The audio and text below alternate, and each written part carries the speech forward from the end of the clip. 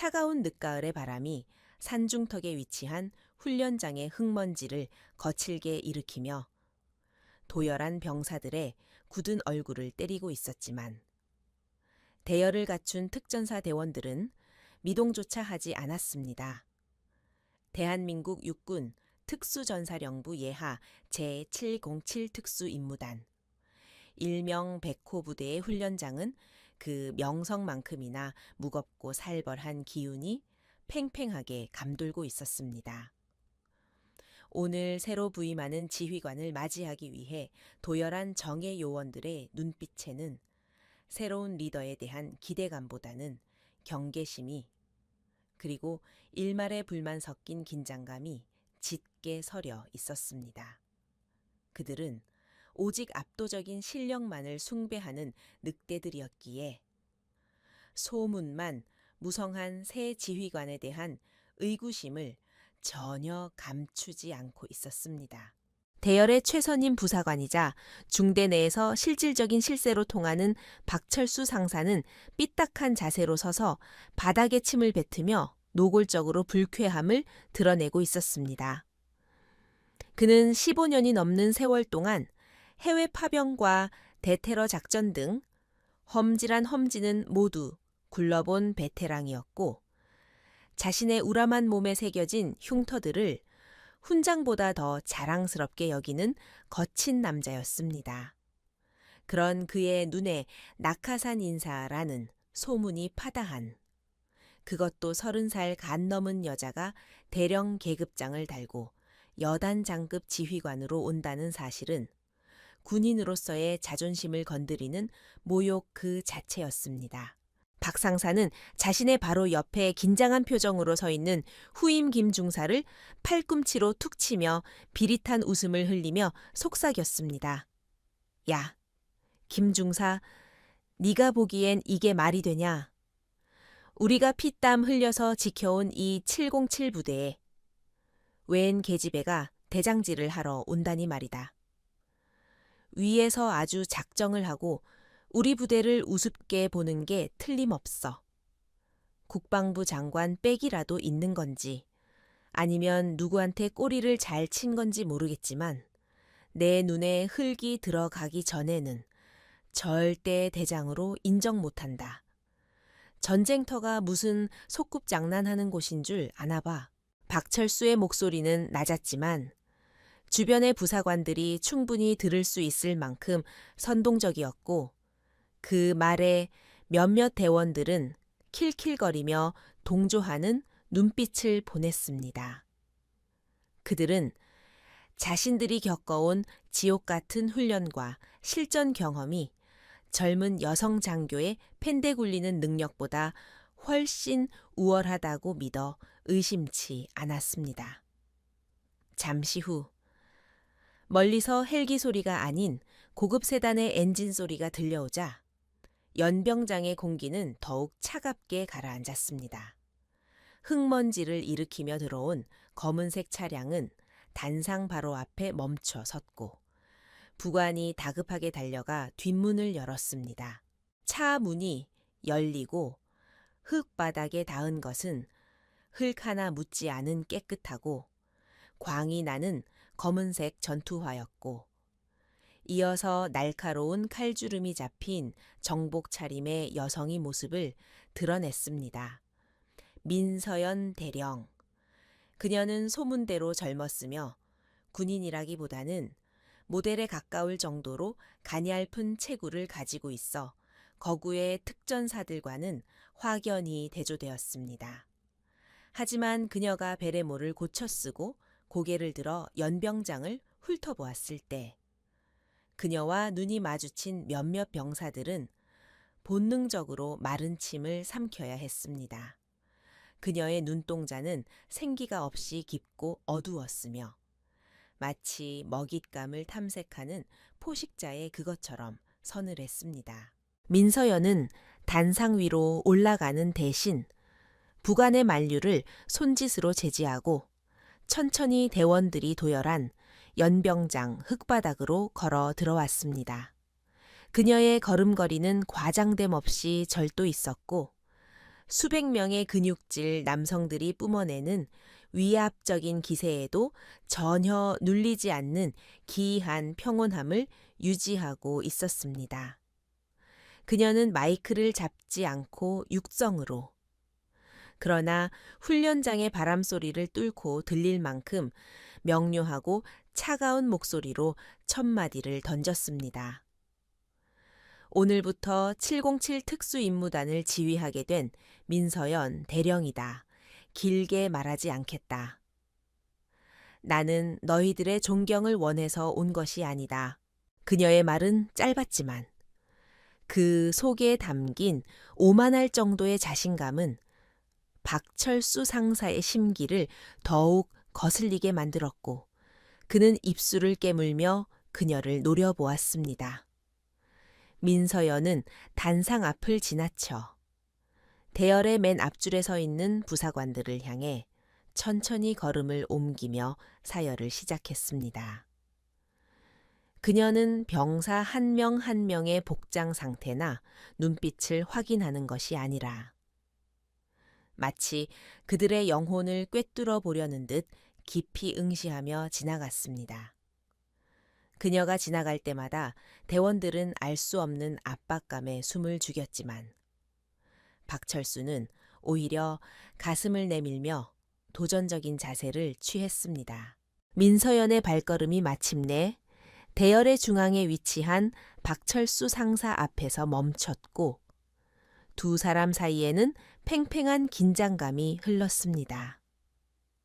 박철수는 규정보다 약간 더 다리를 벌리고 턱을 치켜든 채 상관에 대한 예의보다는 동네 건달이 시비를 거는 듯한 태도로 그녀를 내려다보았습니다. 그는 자신의 덩치가 그녀보다 머리 하나는 더 크다는 사실을 과시하듯 어깨를 부풀리며 위협적인 그림자를 드리웠습니다. 하지만 민서연은 눈 하나 깜짝하지 않고 고개를 들어 박철수의 눈을 똑바로 쳐다보았고 그 시선은 박철수의 거만한 태도 뒤에 숨겨진 열등감을 긁어내렸습니다. 자네가 이 중대의 최선임 부사관인가? 민서연이 무미건조한 어조로 물었으나 박철수는 대답 대신 건들거리는 목소리로 비아냥거렸습니다. 예, 그렇습니다만 대령님께서는 이런 흙냄새, 나는 곳이 처음이시라 적응하기 힘드시겠습니다. 저희는 책상머리에서 펜대나 굴리는 거랑은 차원이 다른 일을 해서 말입니다. 박철수의 말은 명백한 하극상에 가까운 도발이었고 주변의 대원들은 숨을 멈춘 채 신임 지휘관의 반응을 살폈습니다. 보통의 장교라면 얼굴을 붉히며 고함을 치거나 군기 교육을 명했을 상황이었지만 민서연의 표정은 여전히 변화가 없었습니다. 민서연은 박철수의 도발을 무시한 채 그의 가슴에 달린 약장과 훈장들을 천천히 훑어보다가 나직하게 입을 열었습니다. 훈장이 많군. 하지만 군인의 명예는 과거의 영광이 아니라 현재의 실력과 규율에서 나오는 법이지. 자네의 전투화 끈 매듭 방향, 그리고 탄띠의 결속 상태는 15년차 베테랑이라고 하기에는 너무나 형편없어. 전장에서 그 작은 실수가 자네와 동료의 목숨을 앗아갈 수 있다는 걸 잊었나. 그녀의 지적은 너무나 정확하고 예리해서 박철수는 순간적으로 말문이 막혔고 얼굴이 불그락푸르락해졌습니다. 박철수는 자존심에 큰 상처를 입었고 수많은 부하들 보는 앞에서 젊은 여자에게 지적을 당했다는 수치심이 분노로 바뀌어 이성을 마비시켰습니다. 그는 민서연이 등을 돌려 다음 병세계로 이동하려는 순간 참지 못하고 고개를 돌리며 들릴 듯 말 듯 한 목소리로 내뱉었습니다. 젠장. 재수가 없으려니 별 꼬투리를 다 잡네. 낙하산 주제에 어디서 훈계질이야. 이래서 여자는 군대에 오면 안 된다니까. 위에서 다리 벌려 자리 꿰찬 년이 뭘 알겠어? 그의 목소리는 작았지만 바람을 타고 민서연의 귀에 정확하게 꽂혔습니다. 순간 훈련장의 시간이 멈춘 듯한 정적이 흘렀고 민서연의 발걸음이 그 자리에 딱 멈춰 섰습니다. 그녀의 주변에 있던 김 중사를 비롯한 다른 대원들은 박 상사가 선을 넘어도 한참 넘었다는 것을 직감하고 사색이 되었습니다. 민서연은 천천히, 아주 천천히 몸을 돌려 박철수를 다시 마주 보았는데 그 느린 동작 하나하나에서 뿜어져 나오는 살기는 방금 전과는 비교도 안 될 정도로 짙어졌습니다. 그녀는 화를 내는 대신 입가에 아주 희미하고 섬뜩한 미소를 띠며 박철수에게 한 걸음 더 다가갔습니다. 방금 뭐라고 했나? 박 상사? 못 들은 척 넘어가 주기엔 내 청력이 너무 좋아서 말이야. 민서연의 목소리는 부드러웠지만 그 속에는 칼날 같은 날카로움이 숨겨져 있어 듣는 이의 뼈를 시리게 만들었습니다. 박철수는 순간 움찔했지만 이미 엎질러진 물이라고 생각하며 오히려 더 뻔뻔하게 나가기로 작정했습니다. 제가 틀린 말 했습니까?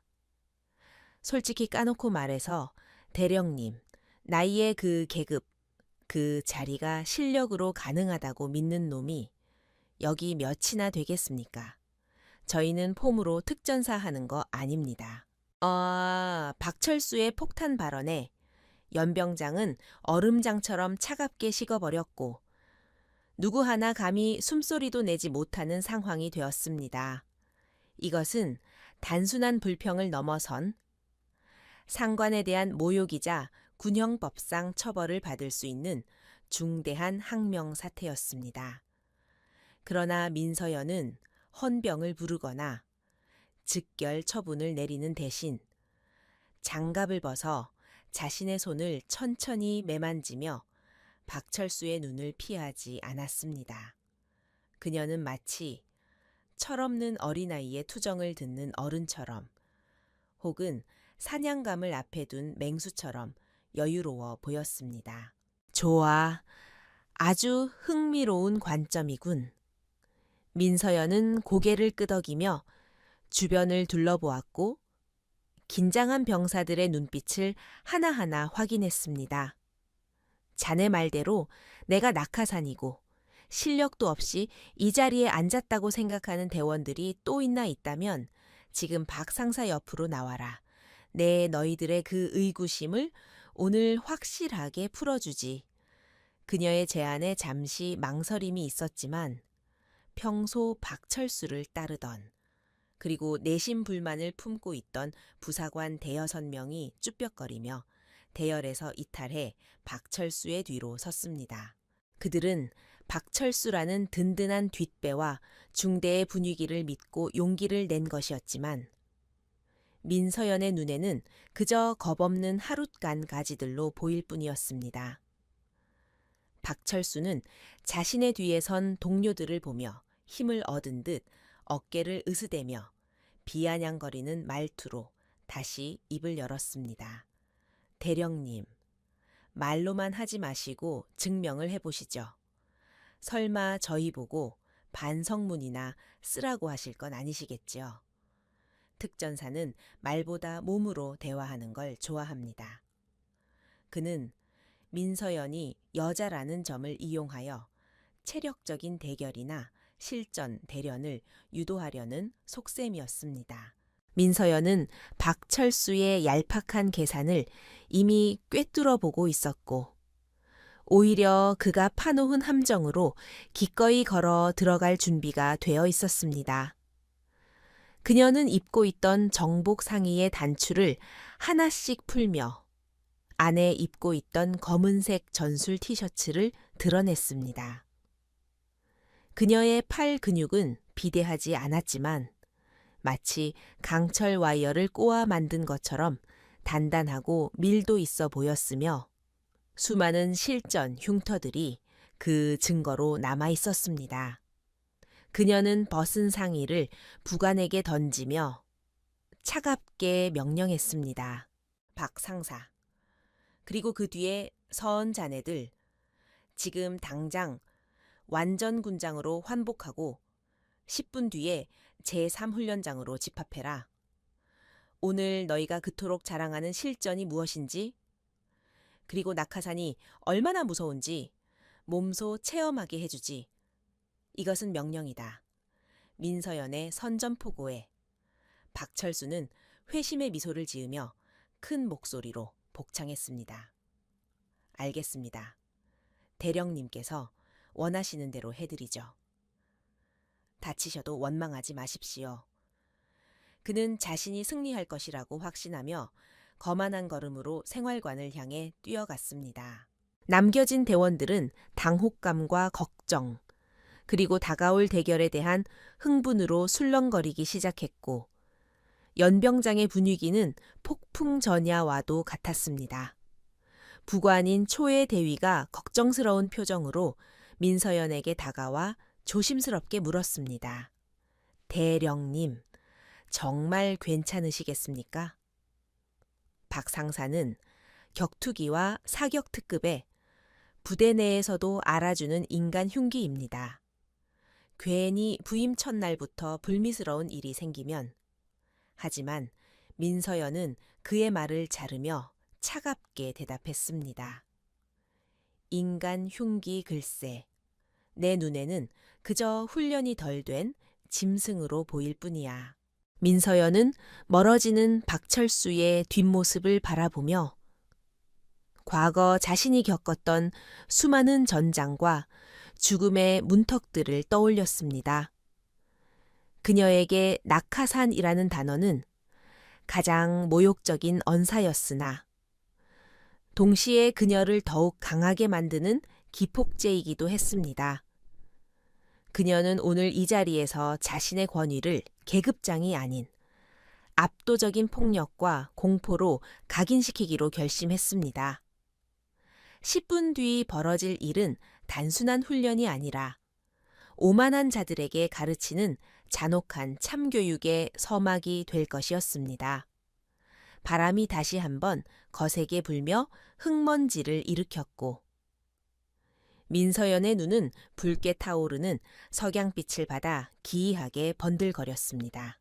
제3훈련장은 부대 내에서도 가장 험준한 지형을 그대로 살려 만든 실전 모의 전투장으로 울창한 소나무 숲과 폐 건물들이 뒤섞여 있어 시야 확보가 극도로 어려운 곳이었습니다.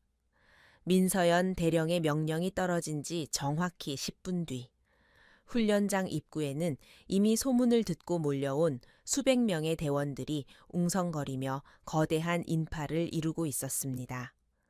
그들의 얼굴에는 걱정보다는 호기심이, 그리고 일부에게서는 거만한 낙하산 지휘관이 베테랑 부사관에게 처참하게 깨지는 꼴을 보고 싶어 하는 가학적인 기대감이 어려 있었습니다.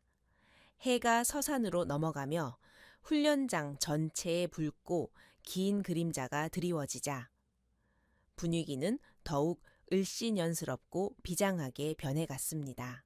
박철수 상사는 약속 시간보다 일찍 도착해 자신의 추종자들과 함께 몸을 풀며 여유로운 태도를 과시하고 있었고 그들은 마치 소풍을 나온 사람들처럼 낄낄거리며 잡담을 나누고 있었습니다. 박 상사는 특수전용 전술 조끼에 모이 전투용 페인트탄이 장전된 K1A 기관 단총을 능숙하게 점검하며 주변을 둘러싼 병사들에게 자신의 승리를 확신하는 제스처를 취해 보였습니다. 그와 함께 팀을 이룬 6명의 부사관들 역시 각 중대에서 내로라 하는 실력자들로 그들의 표정에는 신임 대령에 대한 일말의 두려움도 찾아볼 수 없었습니다. 그들에게 이번 대결은 훈련이 아니라 굴러온 돌을 걷어차 버리기 위한 유쾌한 이벤트에 불과했습니다. 잠시 후 훈련장 입구의 인파가 홍해처럼 갈라지며 민서연 대령이 모습을 드러냈는데 그녀의 차림새는 박철수 일당의 중무장과는 확연히 비교되는 가벼운 모습이었습니다. 그녀는 무거운 방탄조끼나 헬멧 대신 검은색 전술 셔츠와 카고 바지만을 착용했고 허리에는 권총 홀스터 하나와 대검집 하나만을 차고 있었습니다. 그녀의 단출하다 못해 빈약해 보이기까지 하는 장비 상태를 본 대원들 사이에서는 그녀가 상황 파악을 제대로 못하고 있다거나 혹은 자포자기한 것이 아니냐는 수군거림이 터져 나왔습니다.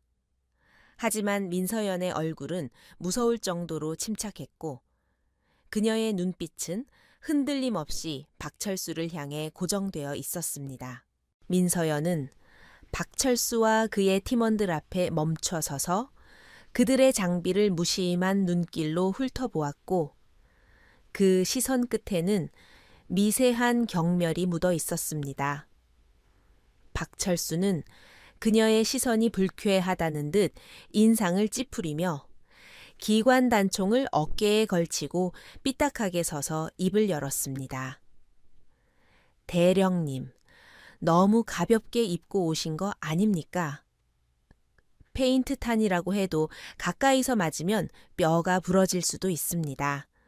나중에 멍들었다고 울고불고 하셔도 저는 책임 못 집니다. 그의 조롱 섞인 말에 뒤에 서 있던 부하들이 킬킬거리며 웃음을 터뜨렸습니다. 민서연은 박철수의 비아냥을 한 귀로 흘려들으며 자신의 허리춤에 있는 K5 권총을 꺼내 슬라이드를 당겨 약실을 확인하는 동작을 취했습니다. 그녀의 손놀림은 기계적일 정도로 빠르고 정확해서 웃고 있던 몇몇 대원들의 눈이 순간 휘둥그레졌습니다. 그녀는 권총을 다시 홀스터에 꽂아 넣으며 차분하지만 힘있는 목소리로 말했습니다. 내 걱정은 접어두게. 박 상사. 전장에서는 무거운 장비가 생존을 보장하는 것이 아니라 빠르고 정확한 판단력이 목숨을 구하는 법이니까 자네들이 그 무거운 고철 덩어리들을 들고 나를 쫓아올 수나 있을지 모르겠군. 박철수는 그녀의 말대꾸에 기분이 상한 듯 얼굴을 굳히며 한 걸음 다가와 위협적인 어조로 대결 방식을 제안했습니다. 말장난은 그만하시죠. 규칙은 간단하게 갑시다. 제한 시간 1시간 안에 상대를 무력화시키거나 항복을 받아내는 쪽이 이기는 겁니다. 대령님, 혼자시니 저희가 봐드리는 차원에서 10분 먼저 숨을 시간을 드리겠습니다. 숨 바꼭질이라도 하셔야 조금이라도 버티시지 않겠습니까? 그는 자신이 엄청난 아량을 베푸는 것처럼 말했지만 사실은 그녀를 겁쟁이로 몰아가려는 심리전의 일환이었습니다. 민서연은 고개를 가로저으며 박철수의 제안을 단칼에 거절했고 오히려 그가 예상치 못한 충격적인 제안을 내놓았습니다. 아니, 그런 시시한 규칙으로는 자네들의 오만함을 꺾을 수 없어. 제한 시간은 없다. 한쪽이 전멸할 때까지 계속한다. 그리고 내가 먼저 숨는 것이 아니라 자네들이 나를 포위하고 사냥하는 형식으로 진행하지. 나는 이 숲 어딘가에서 시작할 것이고 너희 7명이 나를 찾아내서 사격해라. 단 한 발이라도 내게 페인트탄을 맞힌다면 너희의 승리로 인정하겠다. 주변에서 웅성거리는 소리가 더욱 커졌고 박철수는 자신의 귀를 의심하며 황당하다는 표정을 지었습니다. 1대 7회 상황에서 그것도 자신이 사냥감이 되겠다고 자처하는 것은 자살 행위나 다름없었기 때문입니다. 박철수는 코웃음을 치며 비웃듯 말했습니다. 대령님, 영화를 너무 많이 보신 것 아닙니까? 저희 7명이 토끼몰이 하듯 포위망을 좁혀오면 5분도 안 돼서 끝날 겁니다. 괜히 무리하시다가 망신만 당하지 마시고 그냥 제 제안을 받으시죠. 그는 승리가 너무 뻔해 보여 오히려 김이 빠진다는 듯한 태도를 보였습니다. 그러나 민서연의 태도는 단호했고 그녀는 한 걸음 더 나아가 대결의 판돈을 키우는 제안을 덧붙였습니다. 내 제안이 무리라고 생각하나 그렇다면 내기를 하나 하지. 만약 자네들이 이긴다면 나는 즉시 사령부에 전역 지원서를 제출하고 이 부대를 떠나겠다. 자네들이 원하는 대로 낙하산이 사라져주는 거지. 이 말에 박철수의 눈이 번쩍 뜨였고 주변의 병사들도 숨을 죽이며 그녀의 입을 주목했습니다. 그토록 원하던 결과를 그녀 스스로 제안했기 때문이었습니다. 하지만 민서연의 목소리가 한층 더 낮고 서늘하게 바뀌며 말을 이었습니다. 반대로 내가 이긴다면, 즉 너희 7명을 모두 제압한다면 박 상사 자네와 여기 가담한 자들은 내 앞에서 군복을 벗거나 아니면 앞으로 내 명령에 죽으라면 죽는 신용까지 할 정도로 절대 복종해야 한다. 내 권위에 대한 그 어떤 토 달기도 불평도 용납하지 않겠다. 선택해라. 이 제안을 받아들이겠나? 아니면 꼬리를 내리고 도망치겠나? 그녀의 도발은 박철수의 자존심을 정면으로 건드렸습니다. 박철수는 잠시 고민하는 듯 했지만 수많은 부하들이 지켜보는 앞에서 물러설 수는 없었고 무엇보다 자신이 질 확률은 0%라고 확신했습니다. 그는 씩 웃으며 큰 소리로 외쳤습니다. 좋습니다. 그 내기 받아들이겠습니다. 대령님, 저녁 신고서는 제가 미리 작성해 놓을 테니 도장만 찍으십시오. 대신 나중에 딴소리하기 없기입니다. 우리 707 부대원 전체가 증인입니다. 그는 승리의 기쁨을 미리 맛보는 듯 의기양양하게 소리쳤습니다. 민서연은 미동도 없이 고개를 끄덕이며 차갑게 대꾸했습니다. 좋다. 거래는 성사되었다. 상황실에서 드론으로 교전 상황을 중계하도록 조치해라. 모든 대원이 똑똑히 지켜봐야 할 테니까. 그녀는 뒤돌아 숲을 바라보며 잠시 생각에 잠겼다가 다시 박철수를 향해 말했습니다. 나는 지금 즉시 숲으로 진입하겠다. 자네들은 5분 뒤에 진입해라. 그 5분 동안 전략을 짜든 작별 인사를 하든 마음대로 해. 그리고 명심해라. 숲에 들어서는 순간부터 나는 너희의 상관이 아니라 너희를 제거할 적군이다. 말이 끝나기가 무섭게 민서연은 훈련장 펜스를 넘어 어둠이 깔리기 시작한 숲 속으로 질주하기 시작했습니다. 그녀의 달리기 속도는 놀라울 정도로 빨랐고 발소리 하나 내지 않고 순식간에 어둠 속으로 사라졌습니다. 그녀가 사라진 숲은 마치 거대한 짐승의 입처럼 검게 입을 벌리고 있었고 그 모습을 지켜보던 병사들 사이에서는 기이한 전율이 흘렀습니다. 방금 전까지 무모해 보였던 그녀의 뒷모습에서 설명할 수 없는 살기가 느껴졌기 때문이었습니다. 박철수는 사라진 민서연을 보며 비웃음을 흘렸지만 그의 눈빛은 아까보다 훨씬 진지해져 있었습니다. 그는 팀원들을 불러 모아 작전 회의를 시작했습니다. 잘 들어라. 상대는 여자 하나다. 하지만 쥐새끼처럼 숨는 재주가 있을지 모르니 방심하지 마라. 김중사. 너는 최하사와 함께 좌측 능선을 타고 이 중사는 우측 계곡을 막아. 나머지는 나와 함께 중앙으로 밀고 들어간다. 포위망을 좁혀서 토끼몰이 하듯이 몰아넣고 발견 즉시 페인트탄으로 벌집을 만들어 버려라. 봐주지 마. 박철수의 팀원들은 각자의 위치를 확인하고 무정이를 점검하며 사냥 준비를 마쳤습니다. 그들은 여전히 자신들이 사냥꾼이고 민서연이 사냥감이라고 믿어 의심치 않았습니다. 하지만 그들은 한 가지 간과하고 있는 사실이 있었는데 그것은 72071 부대의 전설적인 기록 속에 남아있는 검은 과부라는 코드네임의 주인공이 바로 자신들이 쫓으려는 상대라는 점이었습니다. 그 별명은 그녀가 작전 중에 남긴 시체들이 거미줄에 걸린 먹이처럼 처참했기 때문에 붙여진 것이었습니다.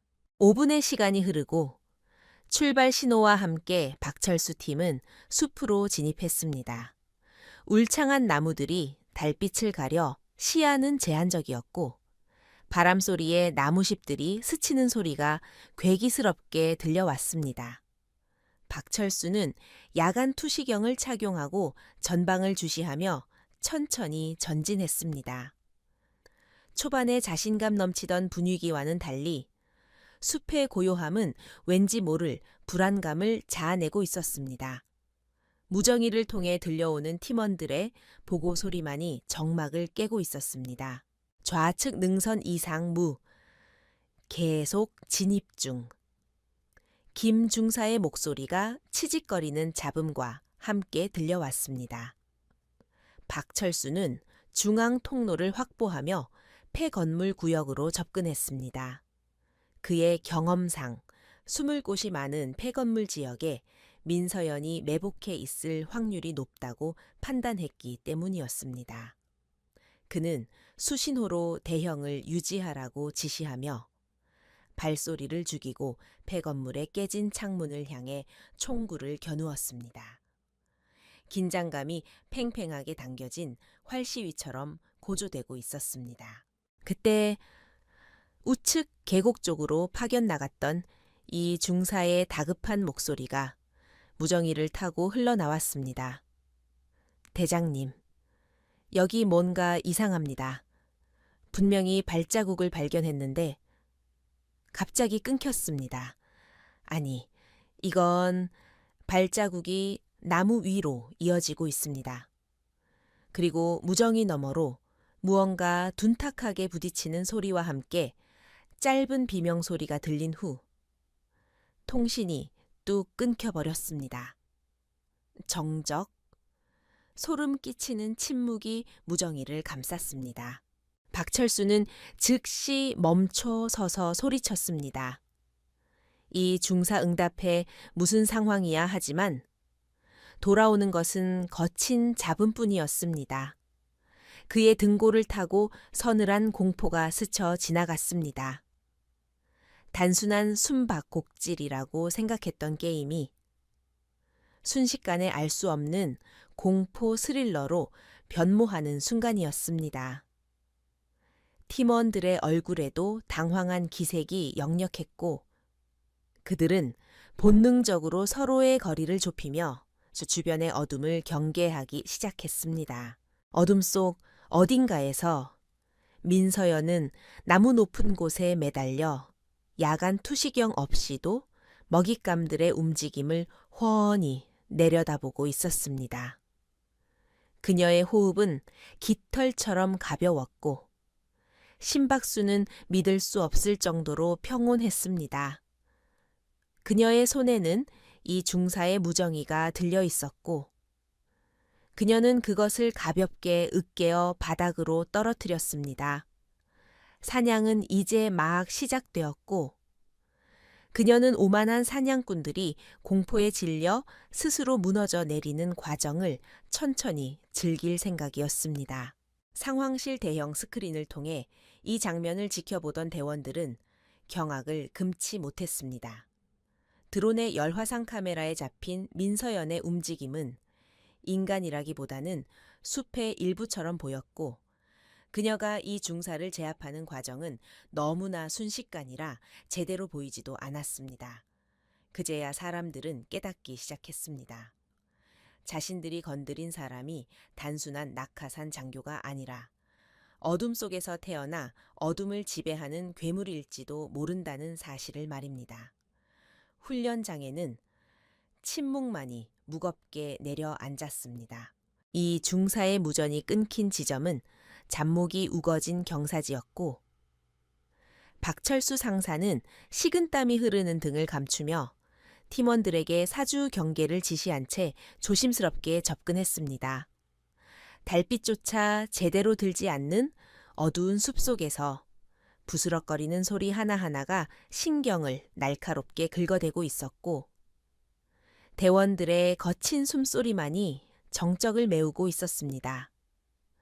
그들은 수많은 훈련을 거쳤지만 지금 느끼는 압박감은 교범에 나오는 전술적인 상황과는 전혀 다른 종류의 원초적인 공포였습니다. 박철수는 야간 투식경의 녹색 화면을 통해 주변을 샅샅이 훑으며 이 중사의 흔적을 찾으려 애썼지만 숲은 마치 그를 집어삼킨 듯 고요하기만 했습니다. 잠시 후 선두에 섰던 대원이 억눌린 비명과 함께 손가락으로 전방의 거대한 참나무 위를 가리켰고 박철수의 시선이 그곳을 향했습니다. 그곳에는 이 중사가 발목이 로프에 묶인 채 거꾸로 매달려 있었고 그의 의식은 이미 날아가 축 늘어져 있는 상태였습니다.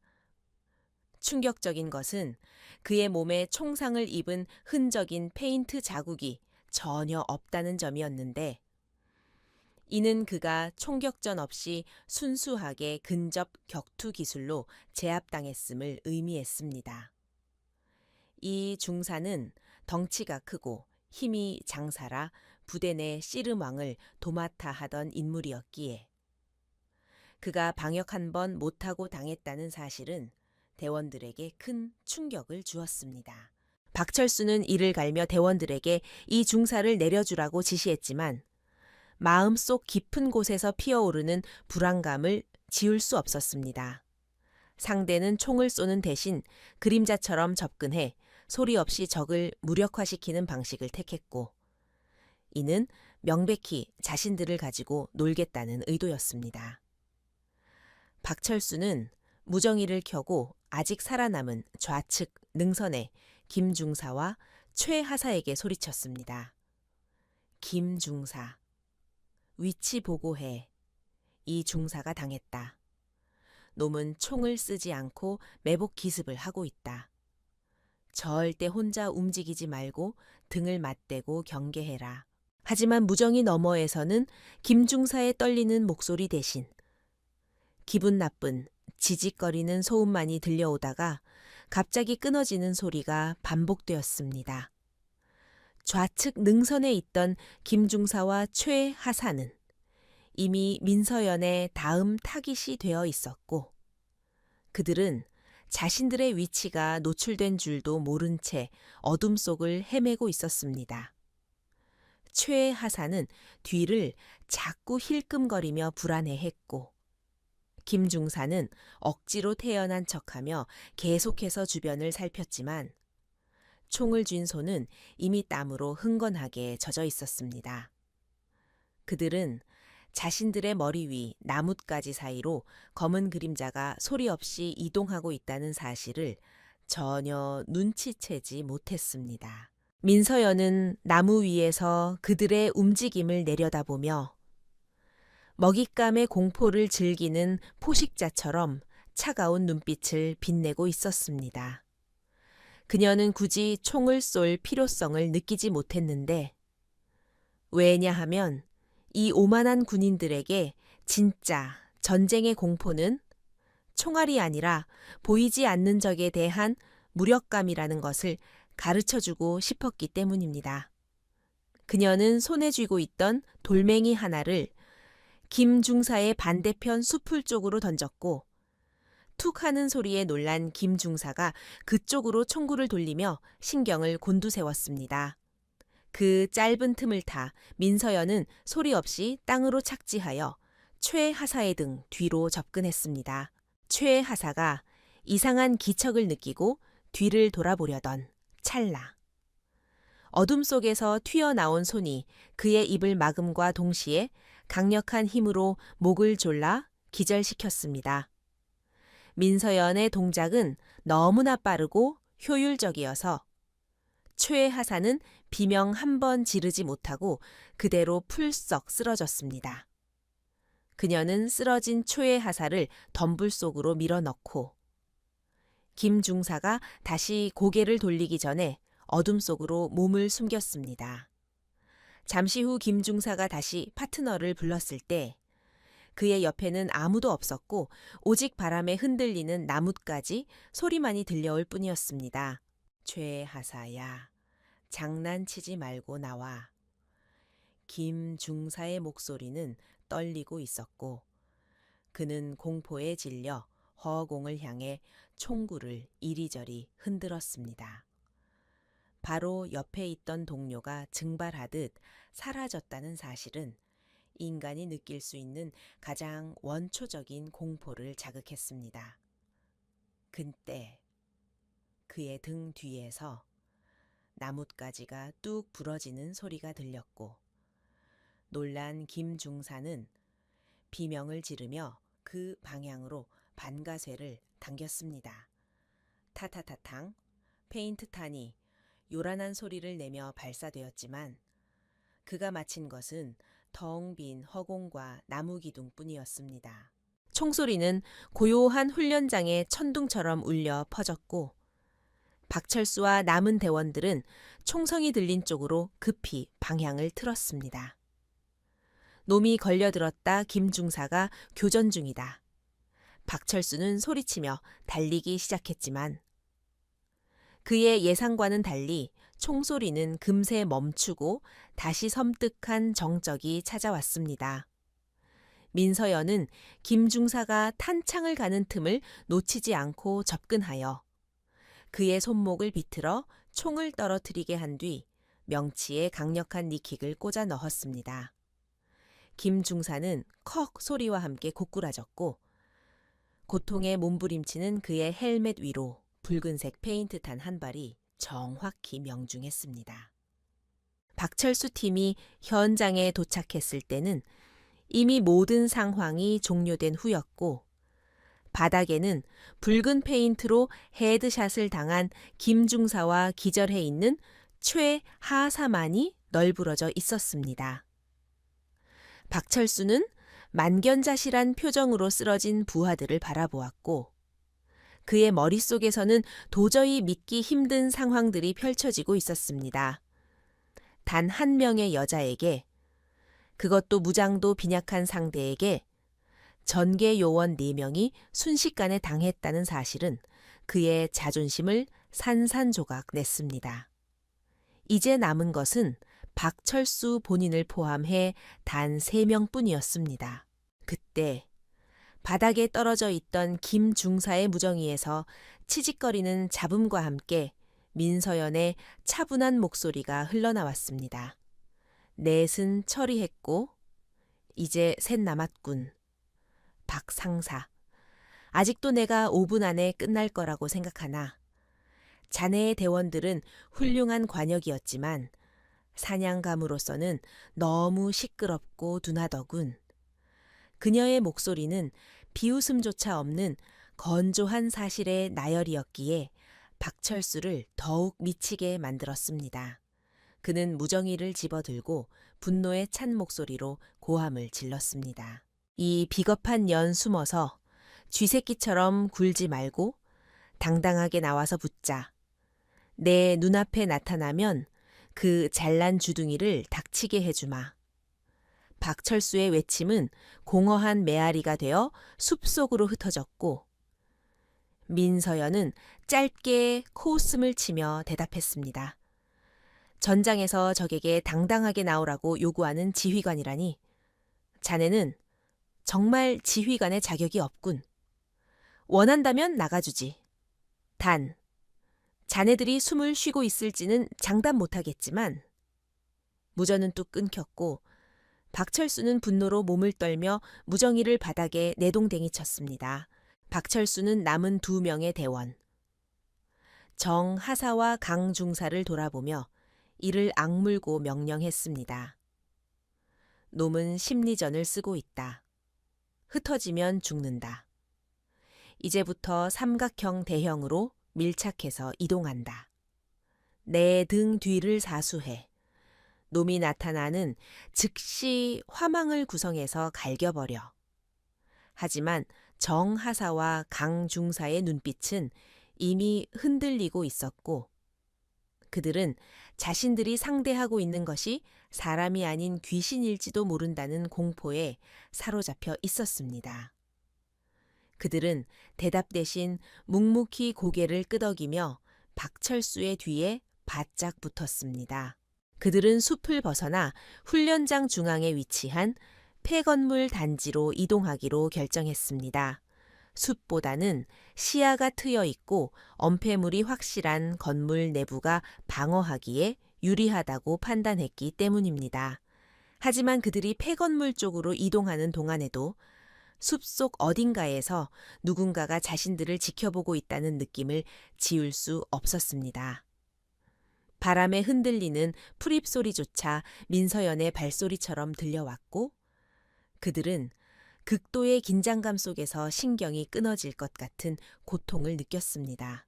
폐건물 단지에 도착한 박철수 일행은 가장 큰 중앙 건물의 1층 로비로 진입하여 기둥 뒤에 자리를 잡았습니다.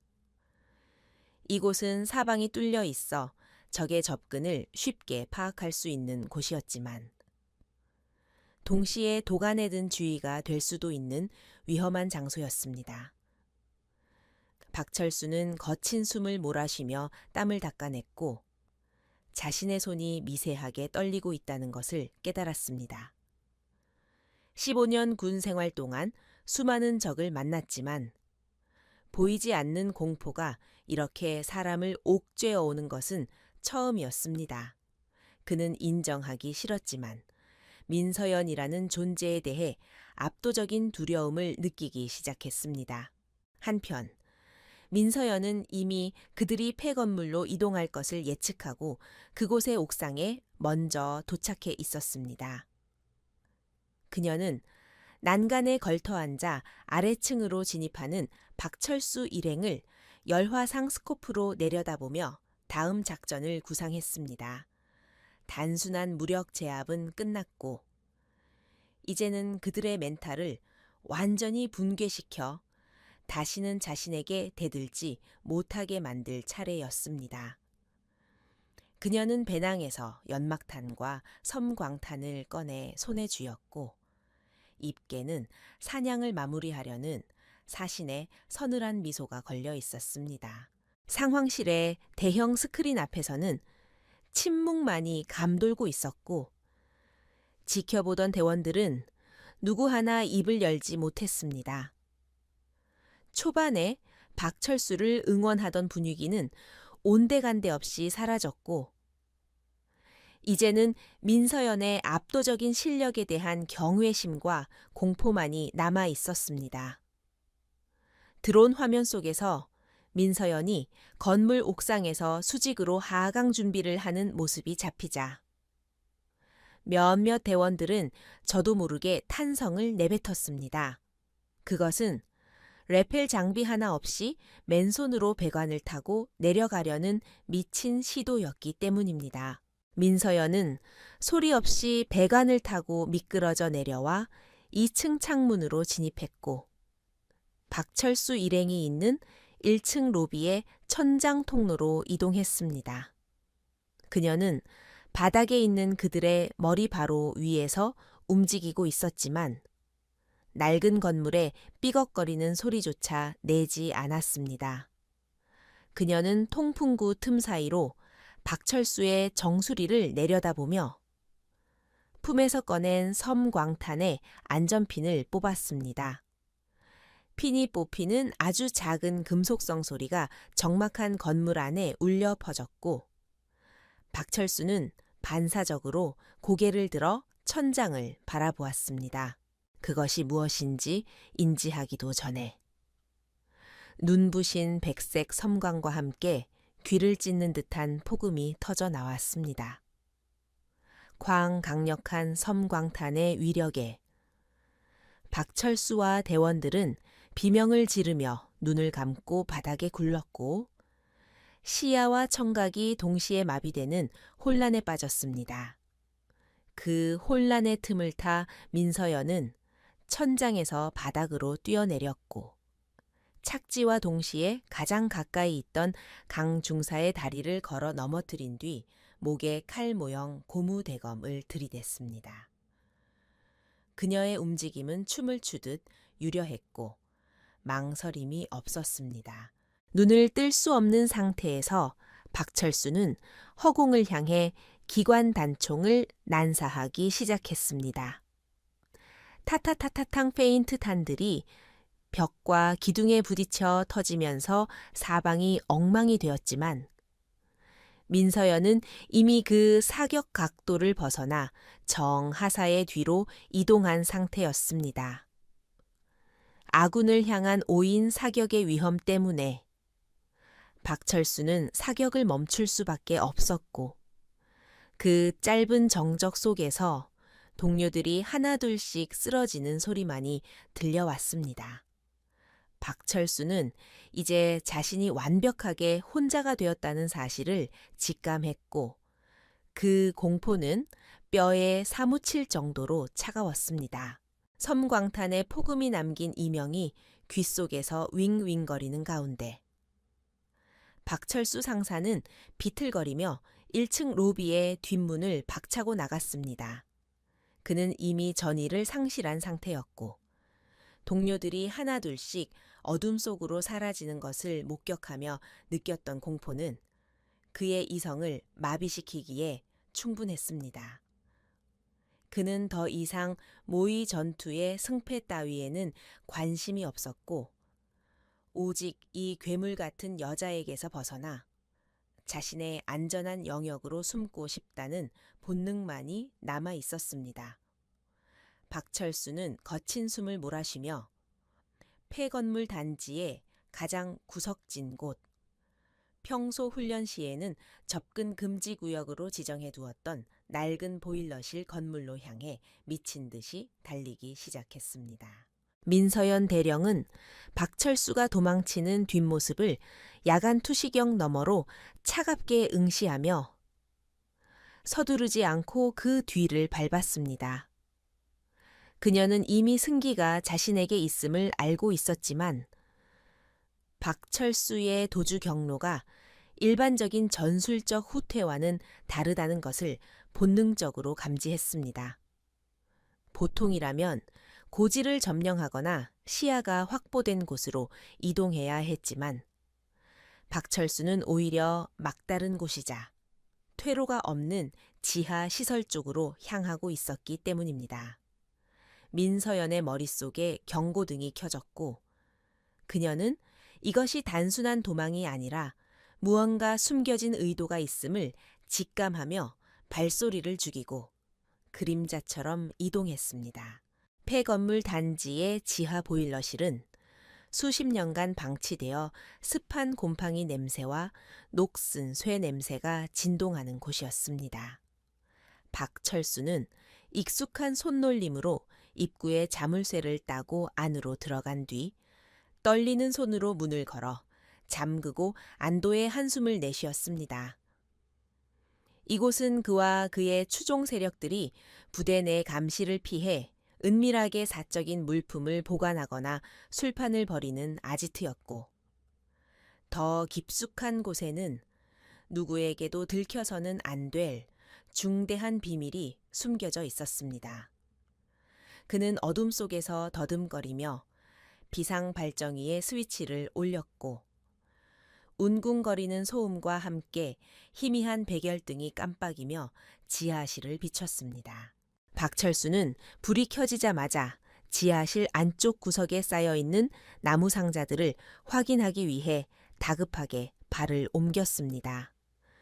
그 상자들은 겉보기에는 평범한 보급품 상자처럼 보였지만 실제로는 군수품 밀반출 조직과 결탁하여 빼돌린 최신형 야간 투시경과 고성능 조중형들이 가득 담겨 있었습니다.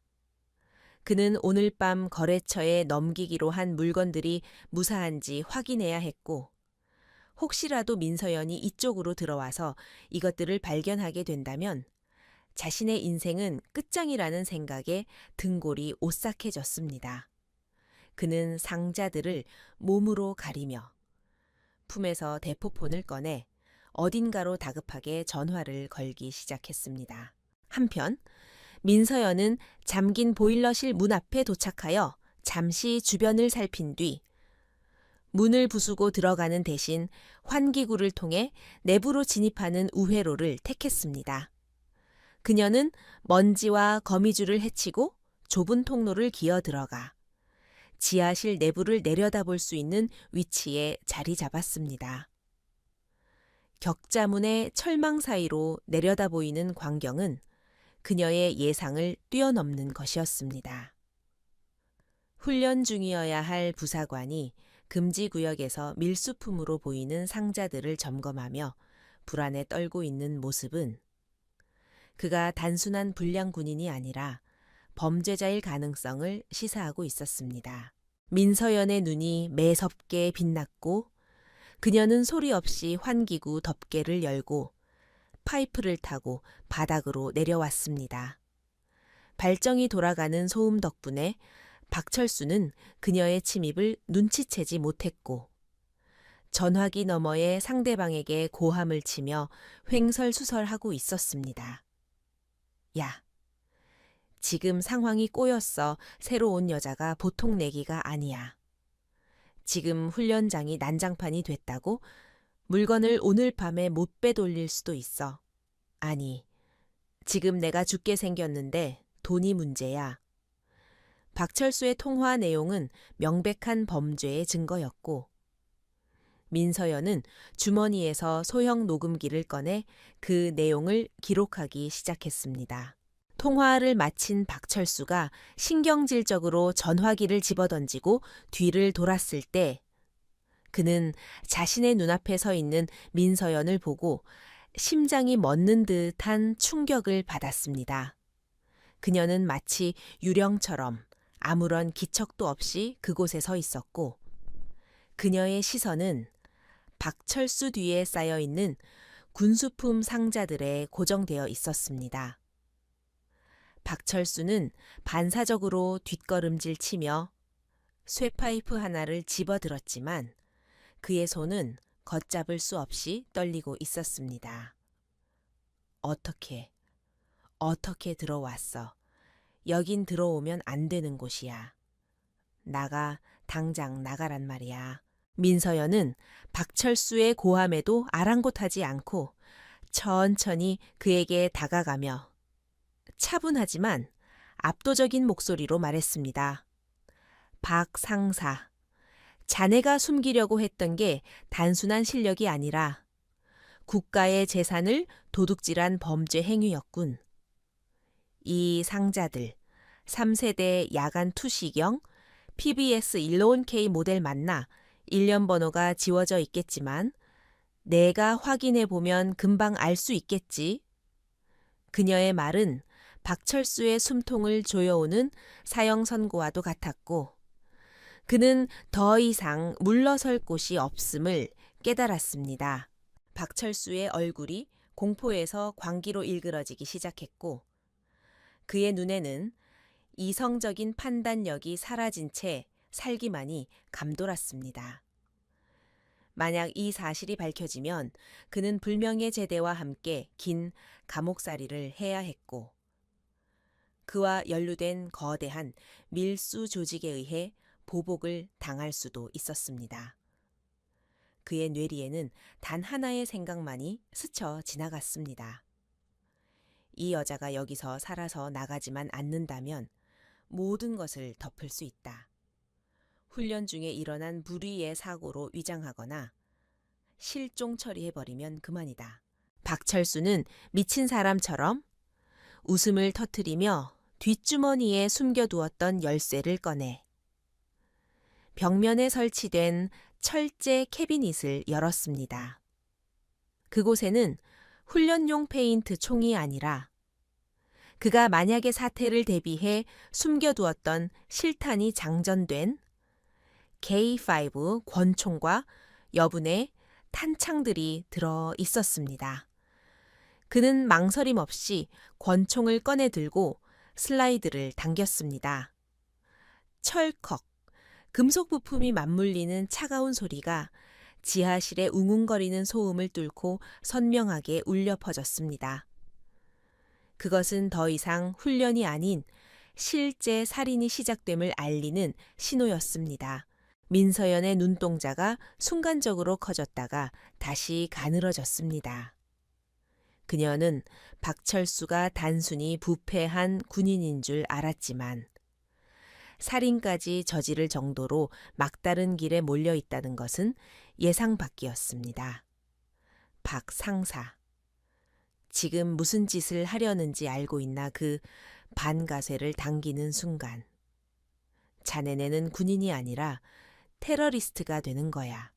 돌아올 수 없는 강을 건너지 마라. 그녀는 그를 설득하려 했지만 동시에 몸의 무게 중심을 낮추며 언제든지 회피할 준비를 갖추었습니다. 시끄러워. 내년이 내 인생을 망치게 놔둘 순 없어. 넌 그냥 조용히 사라져 주면 돼. 훈련하다가 절벽에서 떨어졌다고 보고하면 그만이야. 아무도 의심 안 해. 박철수는 악을 쓰며 민서연을 향해 총구를 겨누었고 그의 손가락이 반가쇠를 꽉 쥐었습니다.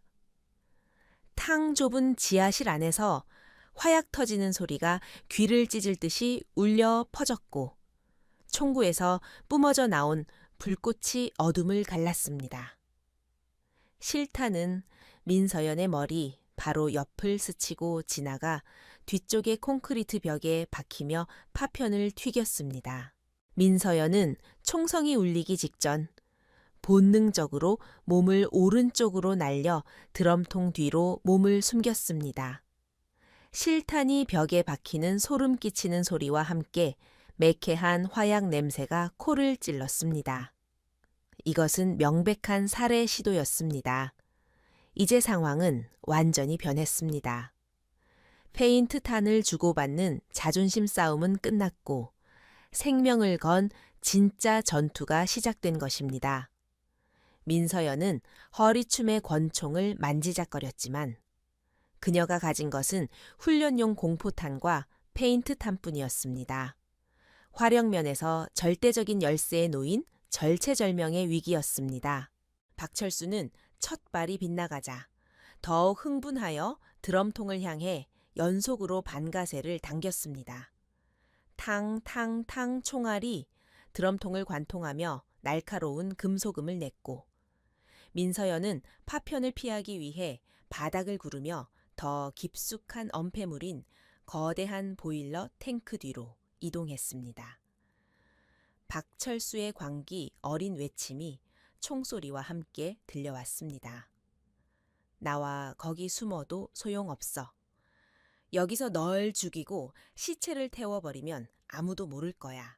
민서연은 보일러 탱크 뒤에 등을 기대고 앉아 거친 숨을 고르며 빠르게 상황을 분석했습니다. 상대는 실탄을 가진 미치관기이고 퇴로는 하나뿐인 입구인데 그쪽은 박철수가 가로막고 있었습니다. 외부와의 통신은 지하 깊숙한 곳이라 불통일 가능성이 높았고 설사된다 해도 구조대가 오기 전에 벌집이 될 것이 분명했습니다. 그녀는 자신이 가진 무기들을 점검했습니다. 페인트탄 권총, 고무대검, 그리고 주머니에 남은 연막탄 하나, 이것들로 실탄으로 무장한 적을 제압해야만 했습니다. 그녀의 눈빛이 차갑게 가라앉으며 과거 특수작전 수행 중 겪었던 수많은 죽음의 위기들이 주마등처럼 스쳐 지나갔습니다. 그녀는 공포를 느끼는 대신 아드레날린이 혈관을 타고 흐르는 것을 느끼며 감각을 극도로 예민하게 만들었습니다. 죽이지 않으면 죽는다. 이 단순하고도 잔혹한 명제가 그녀의 뇌를 지배했습니다. 그녀는 천천히 연막탄을 꺼내 안전핀을 뽑을 준비를 하며 박철수의 발소리에 온 신경을 집중했습니다.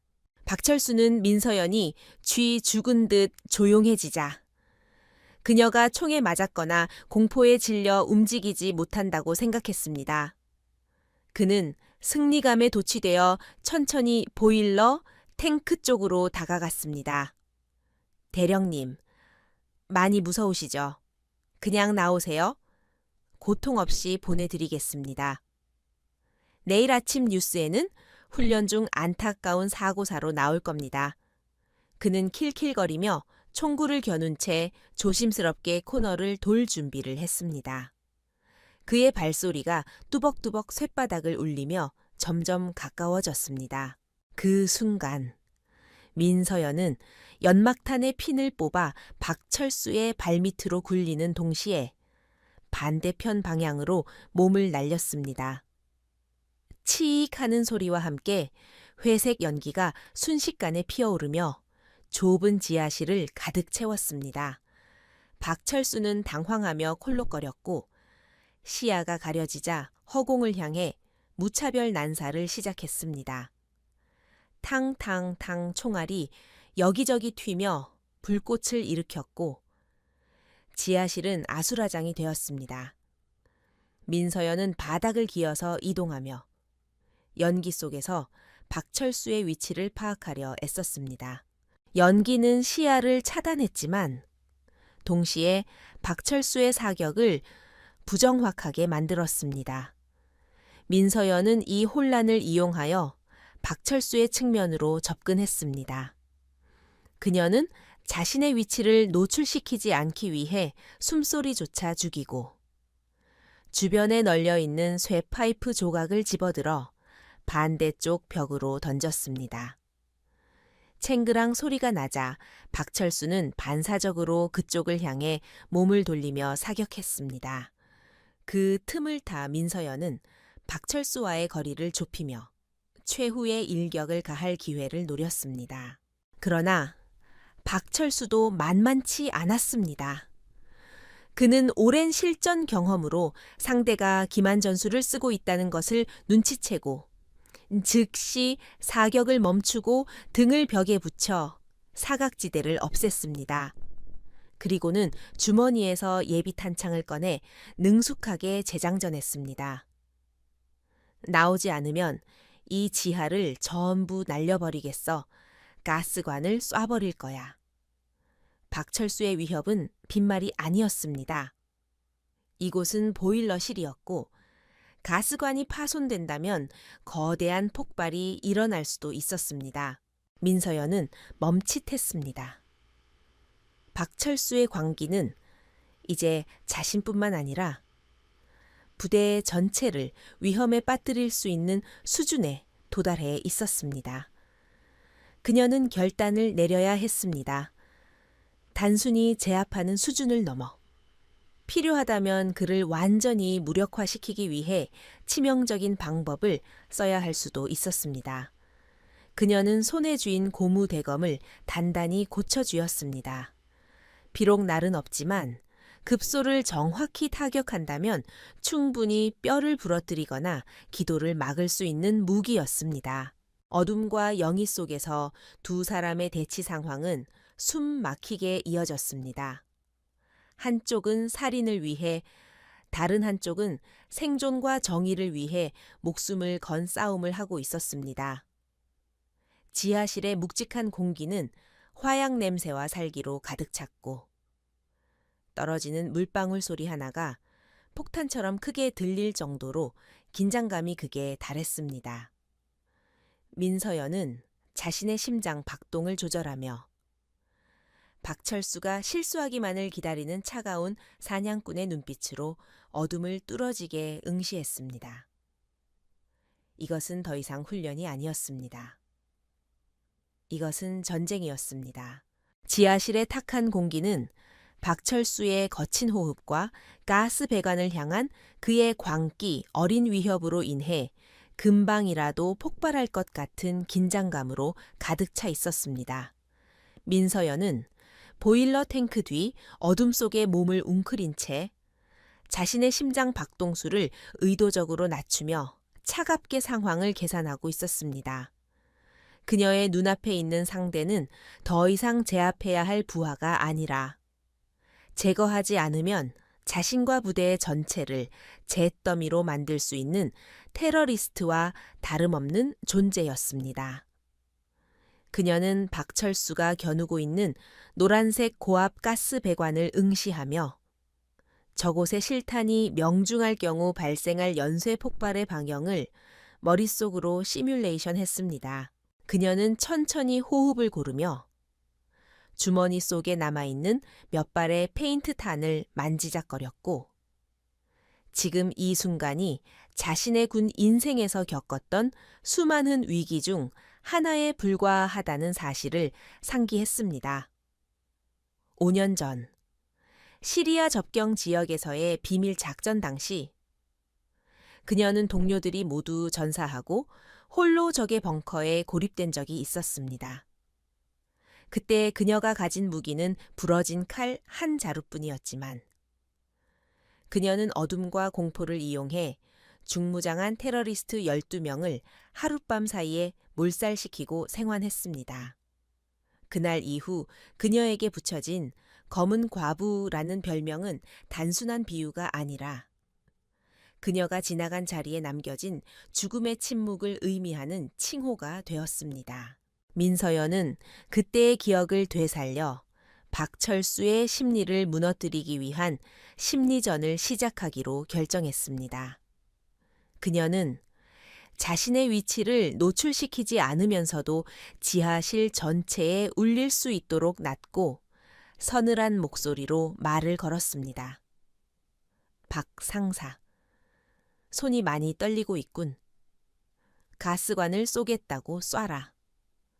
하지만 명심해라. 그 방가쇠를 당기는 순간 자네는 단순한 횡령범에서 수십 명의 전우를 죽인 대량살인마가 되어 역사에 남을 것이다. 자네 가족들이 그 오명을 평생 짊어지고 살아가게 하고 싶은가? 어둠 속에서 들려오는 그녀의 목소리는 마치 지옥에서 들려오는 속삭임처럼 박철수의 귓가에 맴돌았고 그는 공포와 분노로 인해 이성을 잃고 소리쳤습니다. 닥쳐, 닥치란 말이야. 내년만 아니었으면 아무 일도 없었어. 다 너 때문이야. 그는 목소리가 들리는 방향을 향해 권총을 발사했지만 총알은 엉뚱한 철제 기둥에 맞아 불꽃을 튀길 뿐이었습니다. 탕탕 굉음이 지하실을 울렸지만 민서연은 이미 소리가 나기 전에 다른 위치로 이동해 있었고 박철수의 불안감은 극에 달했습니다. 민서연은 박철수가 총을 쏠 때마다 발생하는 총구의 화염을 통해 그의 정확한 위치와 시선을 파악하고 있었습니다. 그녀는 바닥에 떨어진 소의 파이프 조각을 집어들어 박철수의 반대편 구석에 있는 양철통을 향해 정확하게 던졌습니다. 쨍그랑 날카로운 금속음이 들리자 박철수는 반사적으로 몸을 돌리며 그쪽을 향해 남은 탄환을 쏟아부었습니다.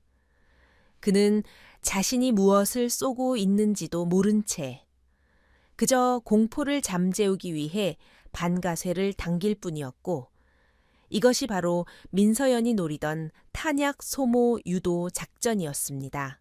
박철수의 권총에서 공이치기가 헛도는 소리, 철컥 하는 소리가 들리자마자 민서연의 눈빛이 매섭게 변했습니다.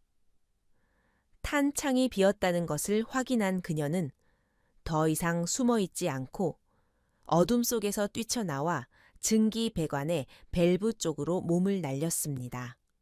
박철수가 당황하며 예비 탄창을 꺼내려 허둥지둥하는 사이 민서연은 낡은 증기 배관의 밸브를 발로 강하게 걷어차 열어버렸습니다.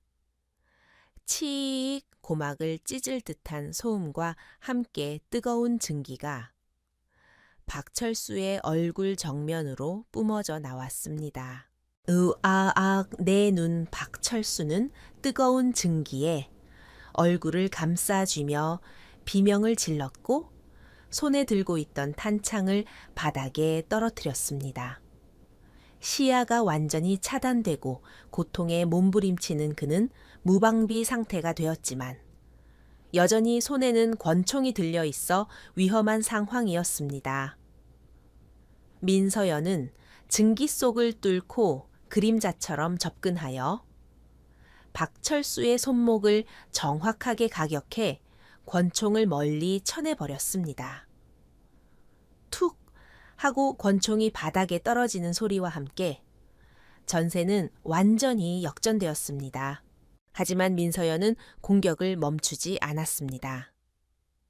그녀는 박철수의 무릎 뒤 오금을 걷어차 그를 바닥에 무릎 꿇린 뒤 그의 귀에 대고 차갑게 속삭였습니다.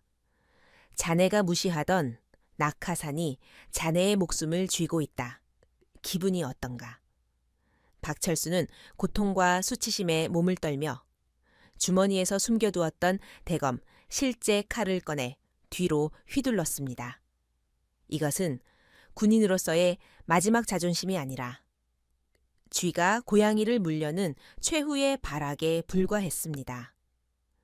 민서연은 그의 움직임을 이미 읽고 있었다는 듯 가볍게 고개를 뒤로 젖혀 칼날을 피했습니다. 민서연은 옆에 서 있는 헌병대장에게 눈짓을 보내 박철수의 입에 물려진 재갈을 풀게 했습니다. 박철수는 거친 숨을 몰아쉬며 고개를 들었지만 그의 눈에는 이미 도끼 대신 패배감과 공포만이 가득 차 있었습니다. 민서연은 차가운 눈으로 병사들을 둘러보며 입을 열었습니다. 너희가 그토록 따르던 영웅의 실체를 똑똑히 봐라. 국가의 녹을 먹는 군인이 아니라 국가의 재산을 팔아먹고 동료의 등에 칼을 꽂으려 했던 잡범에 불과하다. 이 자는 너희의 자부심이 아니라 이 부대가 얼마나 썩어빠졌는지를 보여주는 수치스러운 증거다. 그녀의 말은 비수처럼 날아와 병사들의 가슴에 꽂혔고 대열 곳곳에서 동요하는 기색이 역력했습니다. 박철수의 범죄 사실을 몰랐던 대다수의 대원들은 충격에 빠졌고 그와 암묵적으로 동조했던 일부 인원들은 사색이 되어 고개를 들지 못했습니다.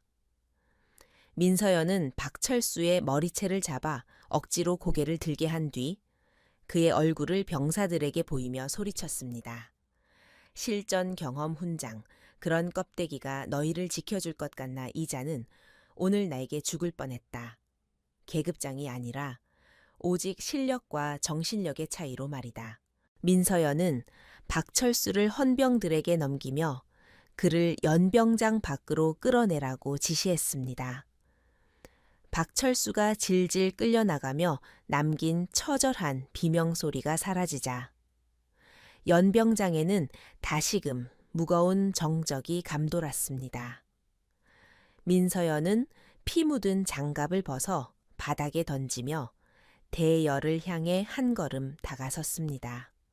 그녀의 눈빛은 박철수를 제압했을 때보다 더 날카롭게 번들거리고 있었습니다. 그녀는 지금 이 순간 부대원들 마음속에 남아있는 마지막 오만함의 불씨까지 완전히 짓밟아버리기로 결심했기 때문입니다. 너희는 나를 낙하산이라고 불렀지. 여자가 어린 것이 감히 너희 같은 베테랑을 지휘한다고 비웃었을 것이다. 민서연의 목소리는 낮았지만 확성기 없이도 연병장 구석구석까지 또렷하게 들렸습니다. 좋다. 오늘 밤 그 오만함의 대가를 치르게 해주지. 나는 너희가 썩어빠진 정신 상태를 뜯어고치기 전까지는 단 한 발짝도 물러서지 않겠다. 지금 이 시간부로 전 부대는 비상훈련에 돌입한다. 교관은 없다. 내가 직접 너희를 굴릴 것이다. 그녀의 선언에 병사들은 웅성거리기 시작했습니다. 이미 자정이 넘은 시각에 그것도 격렬한 전투를 치른 직후에 비상훈련이라니 말도 안 되는 첫사라고 생각했습니다. 하지만 민서연은 그들의 불만을 무시한 채 부관에게 명령했습니다. 초의 대위, 지금 즉시 선착순 집합이다. 목적지는 부대의 뒷산 정상 고지다. 군장은 필요 없다. 맨몸으로 뛴다. 단 선착순 100명 안에 들지 못한 자는 군장을 메고 다시 뛴다. 실시 명령이 떨어지자마자 민서연은 자신이 먼저 흙바닥을 박차고 뛰어나갔습니다.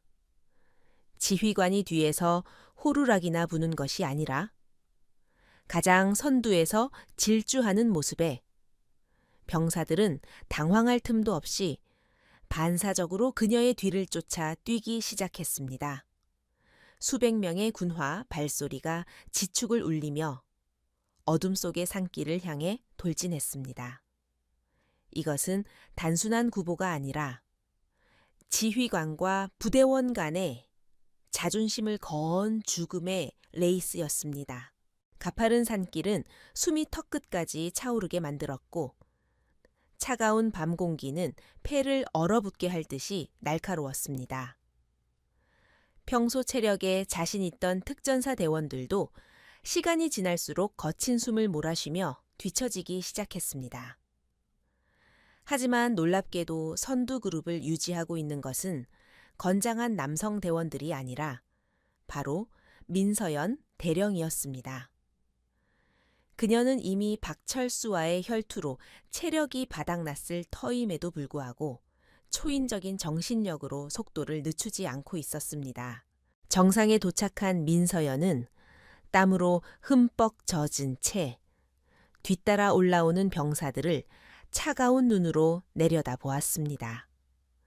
낙오자들이 속출하고 도착한 병사들이 바닥에 쓰러져 구토를 하는 아수라장 속에서도 그녀는 흔들림 없이 서 있었습니다. 그녀는 도착한 병사들에게 쉴 틈도 주지 않고 곧바로 다음 명령을 내렸습니다. 엎드려 뻗쳐, 전원, 이 자리에서 팔굽혀펴기 천천회 실시한다. 구령은 내가 붙인다. 하나라도 틀리면 처음부터 다시다. 병사들의 입에서 신음소리가 터져 나왔지만 민서연은 아랑곳하지 않고 자신도 똑같이 엎드려 자세를 잡았습니다. 지휘관이 열외 없이 똑같이 훈련에 임한다는 사실은 병사들에게 반항할 명분을 주지 않았습니다. 하나, 둘, 셋. 민서연의 구령에 맞춰 수백 명의 병사들이 흙바닥에 얼굴을 묻으며 팔을 굽혔다 폈다를 반복했습니다. 횟수가 500회를 넘어가자 팔이 부들부들 떨리고 비명을 지르는 대원들이 늘어났지만 민서연의 자세는 기계처럼 흐트러짐이 없었습니다.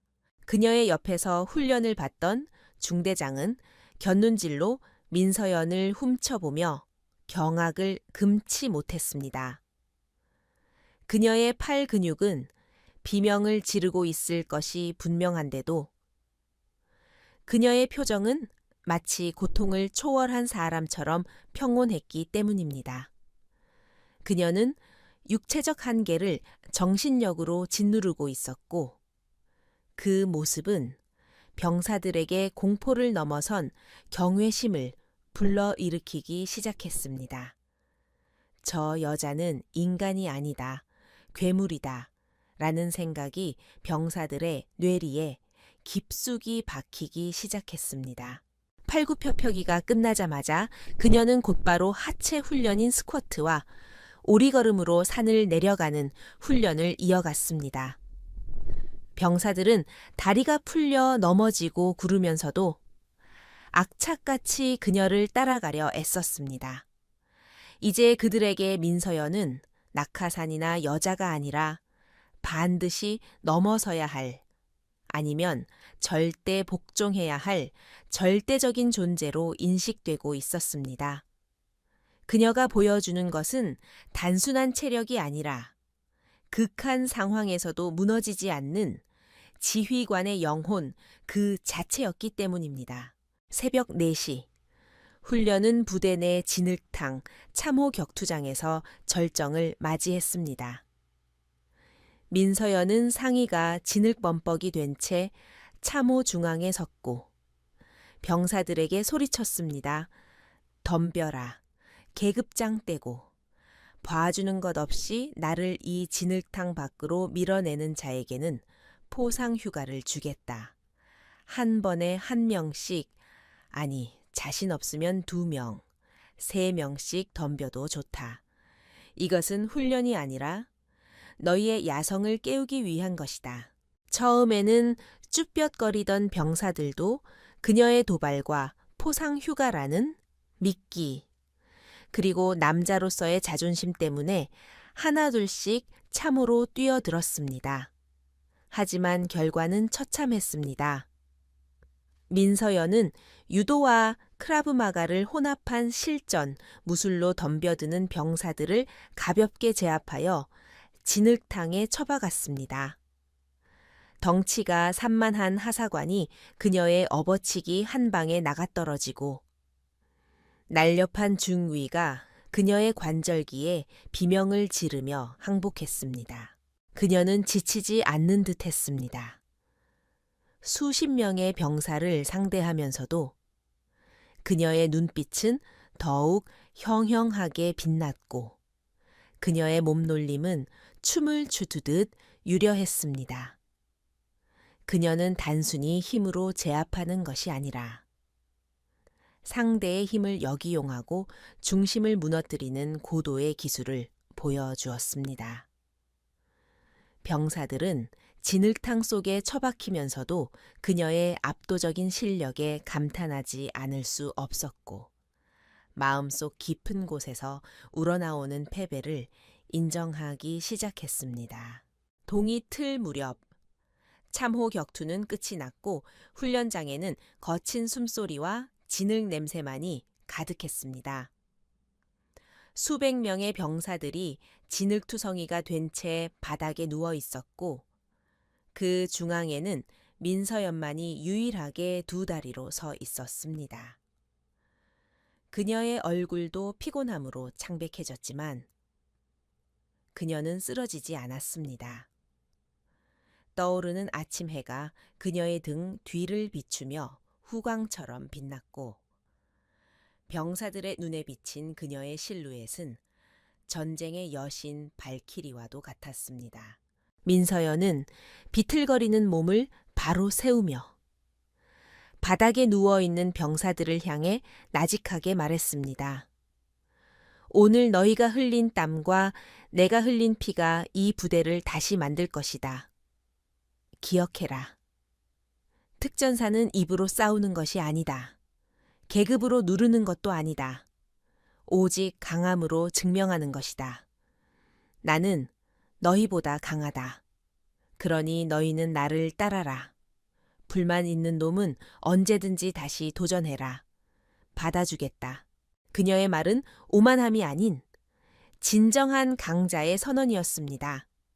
바닥에 누워있던 병사들 중 누군가가 힘겹게 몸을 일으켜 차렷 자세를 취했고 이어서 다른 병사들도 하나둘씩 일어나 그녀를 향해 정렬하기 시작했습니다. 누가 시키지 않았음에도 불구하고 그들의 눈빛에는 이전의 반항심이나 비웃음은 완전히 사라져 있었습니다. 대신 그 자리에는 강한 지휘관에 대한 본능적인 복종과 존경심만이 채워져 있었습니다. 그때 참호 밖에서 지켜보던 초의 대위가 떨리는 목소리로 구령을 외쳤습니다. 단장님께 대하여 경례 충성 수백 명의 목소리가 하나로 합쳐져 새벽 공기를 갈랐습니다.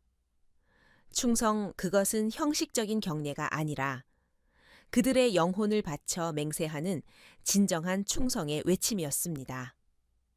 민서연은 천천히 오른손을 들어 그들의 격려를 받았습니다. 그녀의 손끝은 절도 있었고 눈가에는 미세한 만족감이 스쳐 지나갔습니다. 이날 새벽 707 부대의 전설은 새롭게 쓰였습니다. 낙하산이라 불리던 여자는 하룻밤 사이에 부대의 신쉔이 되었고 병사들은 그녀를 마녀 혹은 여제라고 부르며 두려움과 존경을 동시에 바치게 되었습니다. 민서연은 병사들을 해산시키고 나서야 비로소 긴장이 풀린 듯 다리가 휘청거렸지만 부관의 부축을 거절하고 스스로의 힘으로 지휘 통제실을 향해 걸어갔습니다. 그녀의 뒷모습은 그 어느 때보다 고독해 보였지만 동시에 그 누구도 범접할 수 없는 위험으로 가득 차 있었습니다. 지휘 통제실로 돌아온 민서연은 의자에 몸을 던지듯 앉으며 깊은 한숨을 내쉬었습니다. 온몸의 근육이 비명을 지르고 있었고 박철수와의 싸움에서 입은 타박상들이 욱신거렸습니다. 하지만 그녀는 쉴 틈이 없었습니다. 박철수의 배후에 있는 밀수 조직을 뿌리 뽑아야 했고 부대의 기강을 완전히 바로잡기 위한 후속 조치들을 계획해야 했습니다. 그녀는 책상 위에 놓인 박철수의 인사기록 카드를 집어들고 붉은 펜으로 크게 파면이라고 적어 넣었습니다. 창밖으로 밝아오는 아침 햇살을 바라보며 민서연은 생각에 잠겼습니다. 오늘 밤의 승리는 끝이 아니라 시작일 뿐이었습니다. 그녀는 앞으로도 수많은 편견과 도전에 직면하게 될 것이지만 이제는 혼자가 아니었습니다. 그녀의 등 뒤에는 지옥 훈련을 통해 다시 태어난 그녀를 위해서라면 지옥 불에도 뛰어들 준비가 된 늑대들이 서 있었습니다. 그녀는 입가에 희미한 미소를 띠며 중얼거렸습니다. 이제 진짜 707 부대를 보여줄 시간이군. 군사법원의 무거운 침묵 속에서 재판장의 선고문 낭독 소리만이 건조하게 울려 퍼지고 있었지만 피고인석에 앉은 박철수는 고개를 들 힘조차 남아있지 않았습니다.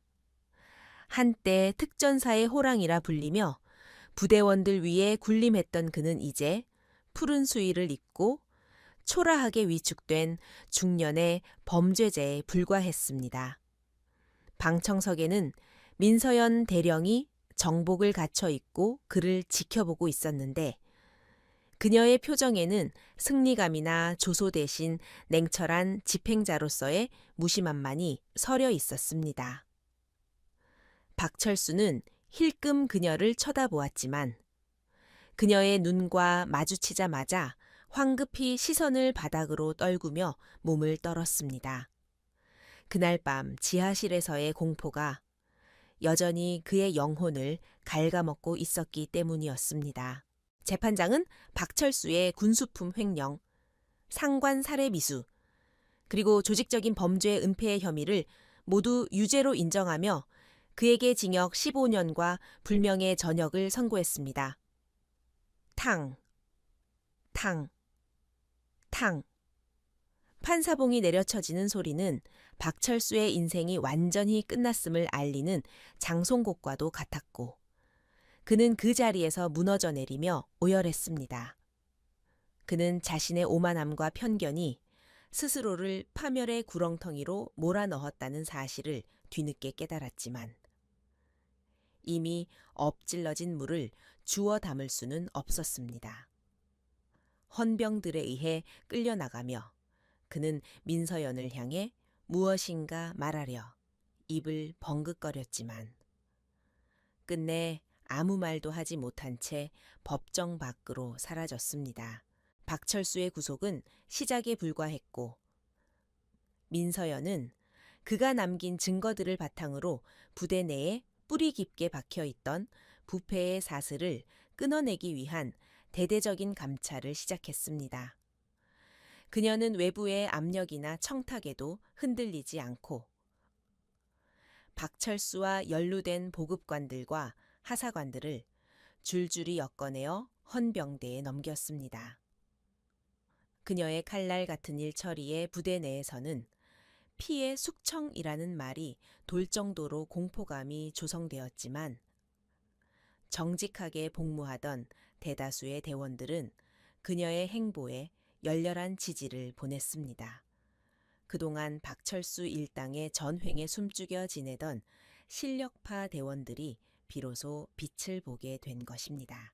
민서연은 단순히 썩은 부분을 도려내는 것에 그치지 않고 부대의 훈련 시스템과 평가 방식을 완전히 실력 위주로 재편했습니다. 과거의 친분이나 출신 성분에 따라 진급이 결정되던 관행은 사라졌고 오직 사격 기록과 전술 수행 능력 그리고 체력만이 평가의 기준이 되었습니다. 그녀는 매일 새벽 병사들과 함께 구보를 뛰었고 사격장에서는 백발백중의 실력을 보여주며 모범을 보였습니다. 이제 그 누구도 그녀를 낙하산이라 부르거나 험담하지 않았으며 오히려 그녀의 호출을 받는 것을 최고의 영광으로 여기게 되었습니다. 계절이 바뀌어 겨울이 찾아왔고 눈 덮인 707 부대의 연병장에는 전보다 훨씬 날카롭고 절도 있는 기합 소리가 울려 퍼지고 있었습니다. 혹한기 훈련을 지휘하는 민서연의 얼굴은 차가운 바람에 붉게 상기되어 있었지만 그녀의 눈빛은 그 어느 때보다 맑고 강인했습니다. 그녀가 지휘하는 부대는 과거의 오합지졸 같던 분위기를 완전히 벗어던지고 대한민국 최전개 특수부대라는 명성에 걸맞은 살인 병기들의 집단으로 다시 태어났습니다. 병사들의 눈빛에는 도끼가 서려 있었고 그 도끼는 지휘관에 대한 무한한 신뢰를 바탕으로 한 것이었습니다. 어느 날 오후 육군 참모총장이 예고 없이 부대를 방문하여 훈련 상황을 시찰했을 때 그는 완전히 달라진 7소꼼7 부대의 모습에 큰 충격을 받았습니다. 과거 보여주기식 훈련에 급급했던 모습은 사라지고 실전을 방불케 하는 과격하고 효율적인 전술훈련이 진행되고 있었기 때문입니다. 참모총장은 흙바닥에서 병사들과 함께 뒹굴며 작전을 지시하는 민서연을 보며 고개를 끄덕였습니다. 그는 자신이 그녀를 이 자리에 임명할 때 받았던 수많은 반발과 우려가 기우였음을 확인했고 그녀가 진정한 지휘관의 자질을 갖추고 있음을 인정했습니다.